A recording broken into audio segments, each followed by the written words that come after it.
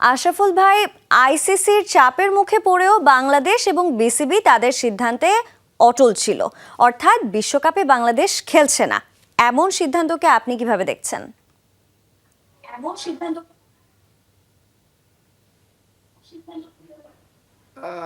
অবশ্যই এটা একটা হতাশাজনক আমাদের জন্য, যারা স্পোর্টসম্যান,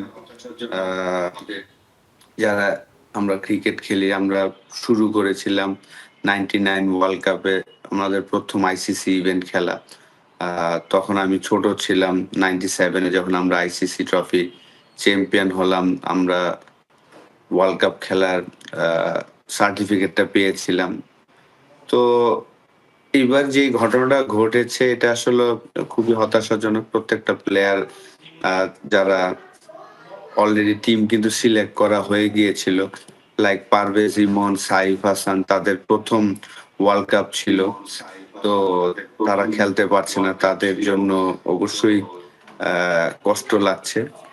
কিন্তু এমন একটা সিচুয়েশনে আমরা এখন আছি, তো গভর্নমেন্ট যদি বলে সেই জায়গায় তো আসলে আমাদের কিছু করার থাকবে না।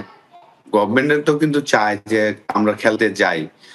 যেহেতু মোস্তাফিজের ইস্যুটা আমরা সবাই জানি যে আইপিএল থেকে আর কি এই প্রথম যে হাইয়েস্ট পেমেন্ট দিয়ে তাকে নেওয়া হয়েছিল, এই প্রথম যে ডিজার্ভিং যেই টাকাটা পাওয়া উচিত, যে পারফরমেন্স সে লাস্ট 10 বছর ধরে করে আসছেন, সেইভাবে সে পাচ্ছিল না। তো এইবার পেয়েছিলেন, কিন্তু তাকে সরিয়ে দেওয়া হয়েছে। তো আমার কাছে মনে হয় যে গভর্নমেন্ট যে ডিসিশন নিয়েছেন, ডেফিনেটলি একটা প্লেয়ারকে আপনি যদি সিকিউরিটি না দিতে পারেন, সেই জায়গায় পুরা টিম এবং বাংলাদেশের ফ্যান, সাংবাদিক সবাই কিন্তু আমাদের ফলো করে। তো তারা যেতে পারবে না, তাদের যদি সমস্যা হয়, একটা মানুষের যদি সমস্যা হয়, সেটা তো অবশ্যই গভর্নমেন্টকে এটা প্রশ্নবোধক হবে। তো সেই জায়গায় আসলে যেতে পারছি না, এটা তো দুঃখজনক। একদমই তাই। আশরাফুল ভাই, এর চেয়ে ভিন্ন কোনো সিদ্ধান্ত কি নিতে পারতো বা নেয়ার সুযোগ কি ছিল বিসিবি এবং সরকারের সামনে? বিসিবির তো কোনো সুযোগই নাই। কারণ বিসিবি যেটা চেষ্টা করেছেন আইসিসির সাথে জিনিসটা বোঝানোর জন্য, যেন আমরা ইন্ডিয়া না যেয়ে শ্রীলঙ্কায় যেন খেলি।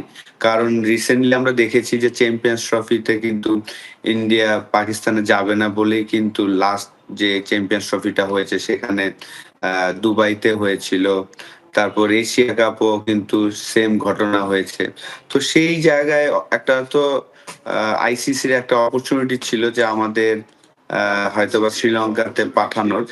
কিন্তু ইন্ডিয়া আসলে যে জিনিসটা করেছে যে ওয়ার্ল্ড কাপের পরে কিন্তু আইপিএল হতো।